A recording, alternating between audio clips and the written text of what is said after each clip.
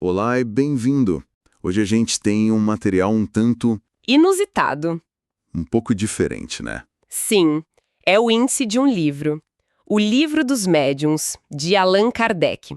Especificamente da segunda edição francesa, de 1862. Pode parecer estranho analisar só o sumário, Exato. mas a proposta aqui é justamente essa: usar o índice como um mapa para a gente entender a arquitetura de um dos textos fundadores do Espiritismo. Exatamente. E, olha, vale reforçar. A nossa ideia aqui não é discutir se o espiritismo é real ou não, nada disso. Não, o foco é outro? O ponto é olhar para esse índice e sacar como ele organiza as ideias, como ele monta esse universo, sabe? É um exercício de engenharia reversa de um sistema de pensamento. Gostei disso. Engenharia reversa.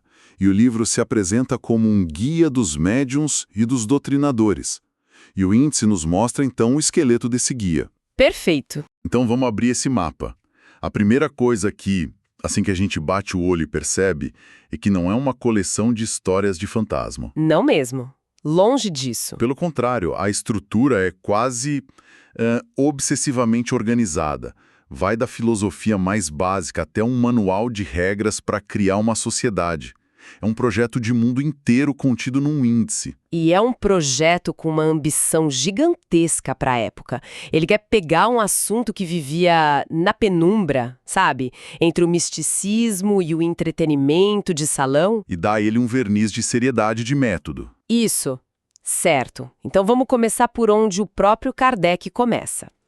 A primeira parte do livro se chama Noções Preliminares. E o capítulo 1 já vai direto na jugular com a pergunta: existem espíritos?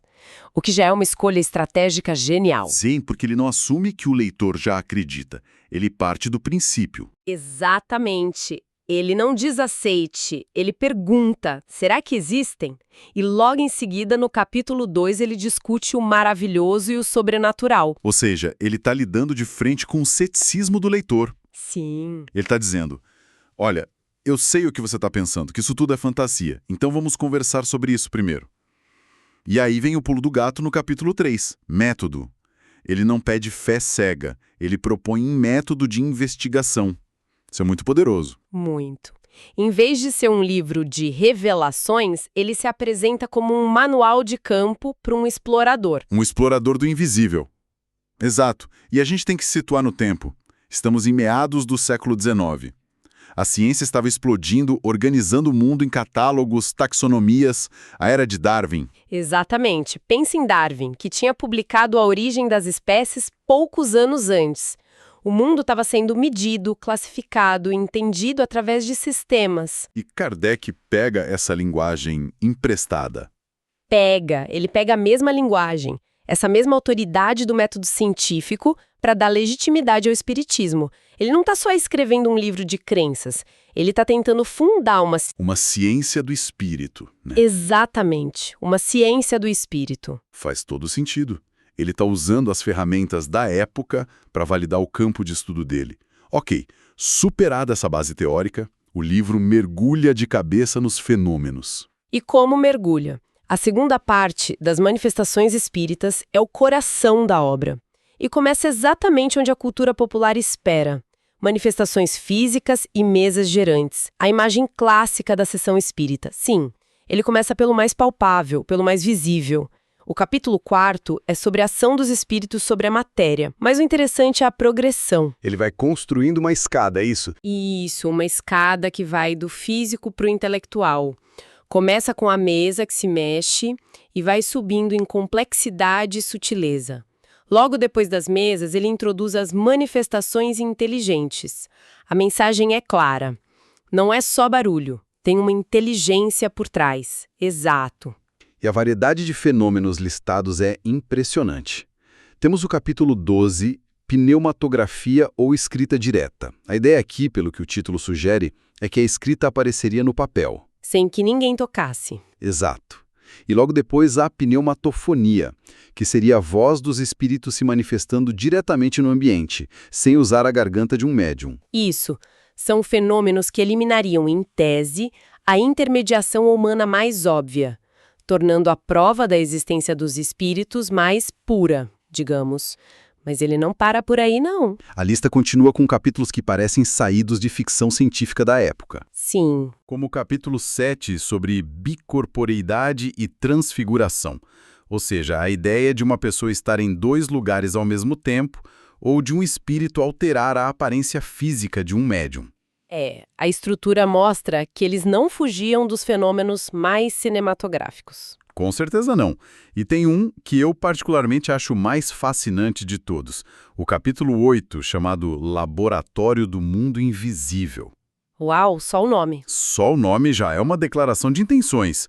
Não é mais uma sessão na penumbra, é um laboratório. Sugere um ambiente de experimentação, de controle de variáveis, de estudo sistemático da matéria espiritual. Exatamente isso. É a linguagem da ciência aplicada ao sobrenatural. É uma ambição enorme. É como se ele estivesse dizendo, nós podemos não apenas observar esses fenômenos, mas também entender suas leis, suas mecânicas. Isso. Mas para esse ecossistema todo funcionar, para esse laboratório ter seus cientistas, precisa de alguém que faça a ponte, certo? Quem são os responsáveis por isso tudo? Exatamente essa é a próxima grande seção do livro. A partir do capítulo 14, ele dedica um espaço enorme para classificar os médiums. E não é uma descrição vaga. De jeito nenhum. É uma verdadeira taxonomia quase lineana das habilidades mediúnicas. Ele está criando categorias e subcategorias para entender quem são essas pessoas e como elas funcionam. E a lista é de uma especificidade incrível. Tem médiums de efeitos físicos, que seriam os que fazem as mesas girar. Ou objetos levitarem. Tem médiums audientes, os que ouvem vozes. Médiums falantes, que transmitem mensagens oralmente. Médiums videntes, que enxergam os espíritos. E até médiums coadores. Isso. Esperei, curadores. Isso muda um pouco o jogo, não? De repente não é só sobre comunicação, é sobre intervenção física, sobre saúde. Exato, e o livro trata isso com a mesma seriedade. A cura é apresentada como mais uma das faculdades mediúnicas a ser estudada e desenvolvida. Entendi. Mas o que eu acho ainda mais impressionante é a granularidade dentro de cada tipo. Por exemplo, o capítulo 15 é inteiramente dedicado aos médiuns escreventes, os psicógrafos. E dentro deles há ainda mais divisões. Certo. Ele descreve os médiuns mecânicos, cuja mão se moveria independentemente da vontade da pessoa, tipo uma ferramenta. Ok. Descreve os médiuns intuitivos, que recebem a ideia na mente e a transcrevem com suas próprias palavras, e os semimecânicos, que são um meio termo. Nossa. Essa categorização detalhada mostra um esforço tremendo para entender as nuances de como a comunicação supostamente acontece. Eles estão tentando mapear a mecânica interna da experiência mediúnica. Então a ideia era criar um catálogo tão detalhado que qualquer fenômeno ou habilidade pudesse ser classificado como um biólogo faria com um inseto novo? Precisamente. A classificação traz ordem ao caos. Se você pode nomear e categorizar, você pode estudar. Você tira o fenômeno do campo do milagre. E o coloca no campo da lei natural. Isso, ainda que de uma natureza diferente. E isso nos leva à parte mais prática do livro. Que é onde ele se transforma num verdadeiro manual.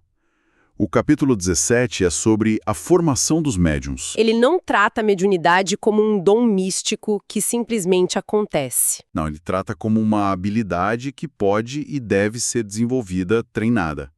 Ele aborda coisas muito práticas, como a mudança de caligrafia nas mensagens e até um capítulo sobre perda e suspensão da mediunidade. É quase um guia de solução de problemas. Exato. E de forma crucial para a credibilidade do sistema, o livro não ignora os problemas. Isso é fundamental na estrutura dele. A parte dos perigos. Sim, ele dedica capítulos inteiros aos inconvenientes e perigos da mediunidade no capítulo 18, a obsessão no capítulo 23, que seria a influência negativa de espíritos, e as contradições e mistificações. Ou seja, a estrutura do livro já inclui um sistema de autocrítica, um mecanismo de controle de qualidade. Exatamente. Ele não apenas promove os fenômenos, mas também tenta armar o leitor com ferramentas para identificar perigos, enganos e fraudes. ele é explícito sobre isso. O capítulo 28 chama-se Charlatanismo e Prestidigitação, e dentro dele há uma seção específica sobre fraudes espíritas. Pô, isso é corajoso. Ele admite abertamente que nem tudo que acontece numa sessão é genuíno. E ao fazer isso, ele paradoxalmente fortalece sua posição.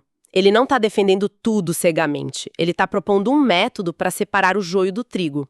É uma jogada retórica muito inteligente. É um guia de campo completo, com seus próprios alertas de segurança e guias de identificação de espécies falsas.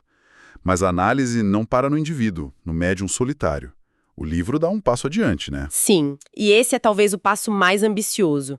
A obra se expande para o aspecto social e organizacional. As sociedades espíritas. O capítulo 29 trata de como organizar reuniões e sociedades espíritas. Isso mostra que a intenção não era só uma prática solitária, mas a construção de um movimento social. E ele entra em detalhes que mostram um realismo impressionante sobre a natureza humana. Dentro desse capítulo tem uma seção chamada Rivalidades entre as Sociedades. É incrível, né? Ele já estava antecipando que onde quer que se formem grupos haverá ego, disputa, conflito. Ele era um pragmático. Totalmente.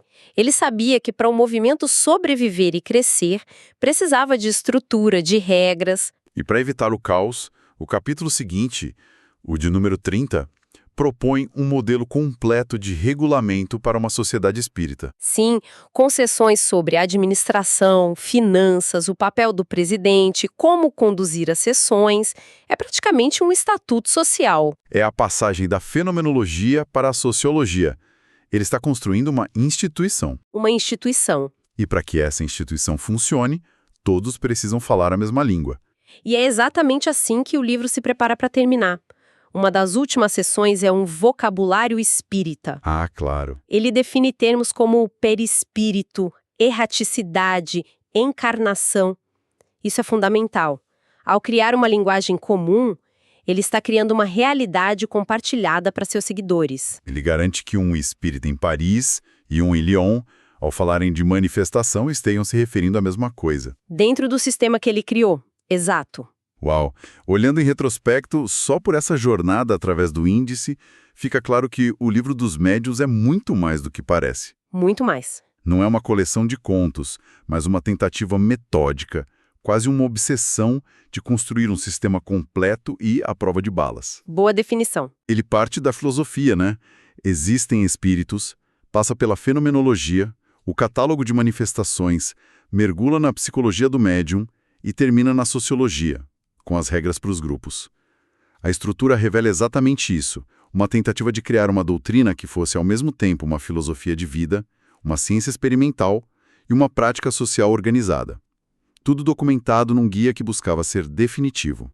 Cada capítulo é um tijolo cuidadosamente colocado na construção de um edifício conceitual enorme e muito detalhado.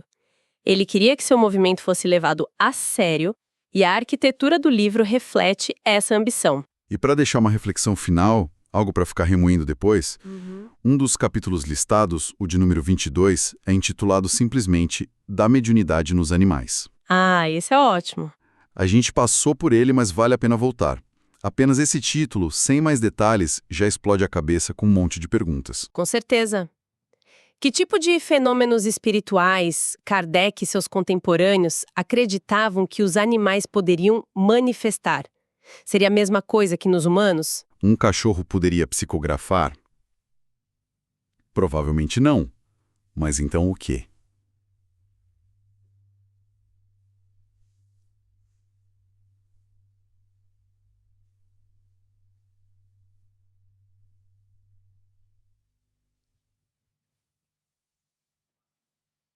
Exato, e talvez mais fundo, como essa ideia de que animais possuem alguma forma de sensibilidade espiritual poderia desafiar nossa compreensão sobre a consciência, a alma e o lugar que damos aos animais no nosso próprio mundo. Fica aí a provocação